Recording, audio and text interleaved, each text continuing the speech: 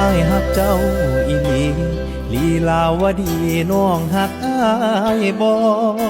กะฮักคือกันละเนาะคันน้องบ่ฮักคงบ่กล้าเว้าเจ้าคนชั้นสูงเปรียบดังนกยูงอ้ายมันนกเจ้าเศร้าสาเรือว่าตาอย่าเว้าแบ่งชนแบ่งเผ่าเฮาคนคือกันคันเว้าจังสันก็ให้ยืนยันได้บ่น้อนาให้ลีลาวดีเฮ็ดหยังเว้ามาอยากฟังสิเฮ็ดให้พาหอมแก้มอ้ายได้บ่วิกะอายคนนอกให้สิกล้าปานนั้นเห็นบ่ลักเจ้าบ่ฮักกันแค่อายให้หอมยังบ่เฮ็ดให้น้องสิหอมก็ได้แต่อายห้ามหอมผู้อื่นอายสิหอมข้ามวันข้ามคืนเดี๋ยวแม่น้องตื่นสิเป็นเรื่องใหญ่อายคงต่ำต้อยได้ฮักกับเจ้าบ่ย่านความตายจังเป็นคนปากหวานเป็นให้น้องก็ฮักอายยอมตายนำทีอายฮักเจ้าอีหลีลีลาวดีอายเว้าจากใจอีหยังนะ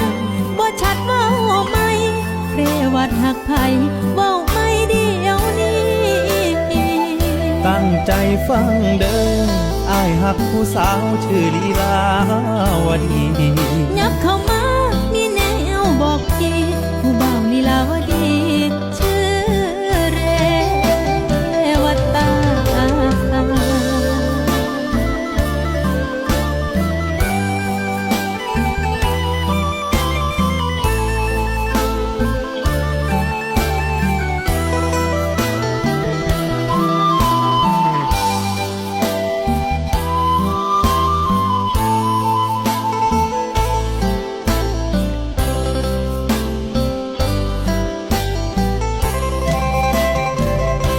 สิหอมก็ได้แต่อายห้ามหอมผู้อื่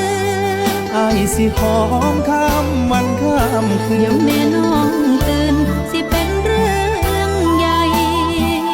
อายคนต่ำต้อยได้ฮักกับเจ้าบ่ย่านความตายจังเป็นคนปากหวานเป็นให้น้องก็ฮักอายยอมตายนำที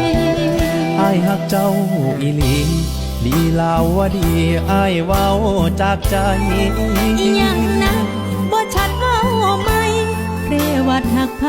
เว้าไม่เดียวนี้ตั้งใจฟังเด้ออายฮักผู้สาวชื่อลีลาวดี